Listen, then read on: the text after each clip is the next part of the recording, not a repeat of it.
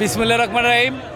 আমি মোহাম্মদ আলতাফ হোসেন সর্দার, সাধারণ সম্পাদক, বাংলাদেশ জাতীয়তাবাদী কর্মজীবী দল। আপনারা জানেন, অনুভূতি জানতে চেয়েছেন। আজকে আমরা তো স্বাধীনতা দেখি নাই, কিন্তু আজকে স্বাধীনতার উৎসব আমরা পালন করতেছি। এই জুলাই আগস্টের যে হত্যাকাণ্ড, প্রথমে তাদের যারা নিহত হয়েছেন তাদের স্মরণে আমি শোক জানাই, এবং যারা আহত হয়েছেন তাদের পরিবারের প্রতি সহানুভূতি জানাই।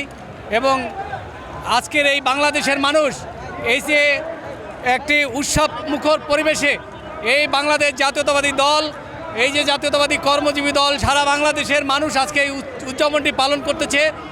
আমরা এই বিগত 18 বছর একটি নির্বাচনের জন্য রাজপথে আন্দোলন করেছি।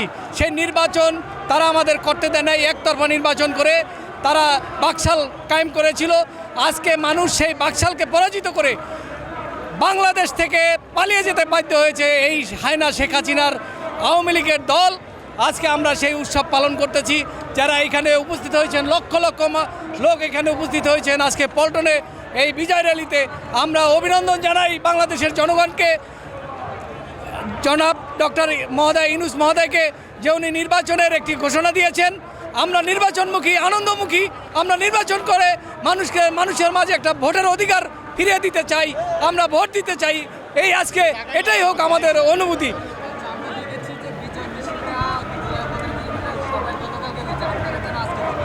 আমরা করেছি একদিনে সারা ঢাকা শহরে। বিএনপি এত বড় একটি দল, এই দলের জনসাগর, জনসমুদ্র, মানুষ কোথায় জায়গা দেবে? এই জন্য কালকের ওয়েদার খারাপ ছিল। আমরা আবার আল্লাহর রহমতে ওয়েদার ভালো আছে। একদিন পরেই আমরা করলাম যে হাজার হাজার লক্ষ লক্ষ মানুষ আপনারা দেখতে পাচ্ছেন এই বিজয় র্যালিতে অংশগ্রহণ করেছে। সবাইকে ধন্যবাদ। আমরা আনন্দ করতেছি বাংলাদেশের মানুষ যে আমরা দ্বিতীয়বার স্বাধীনতা অর্জন করেছি।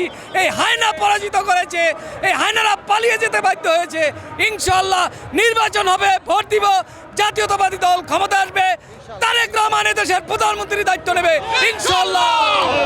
সবাইকে ধন্যবাদ।